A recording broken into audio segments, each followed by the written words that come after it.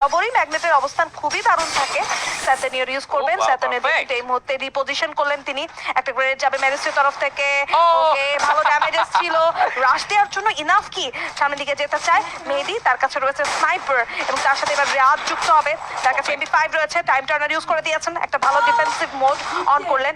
Legend তার কাছে কি থ্রোবলস আছে আর কিছু ফ্ল্যাশ ফ্রিজের ব্যবহার দেখবো কিনা। ইয়েস, প্রাপ্ত ফ্ল্যাশ ফ্রিজ থ্রো করেছে, কিছু বার্নিং ড্যামেজ।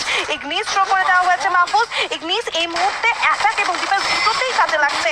প্লেয়ার ডাউন করবেন এই জায়গায় একটি প্রথম নকডাউন ফ্ল্যাক্সি। ম্যাজিস্ট্রি ডাউন হয়ে যাবেন এবং মাহফুজকে ডাউন করে হলেও পুরো রাউন্ড চলে যাবে বাংলাদেশ টপ 1 এর কাছে।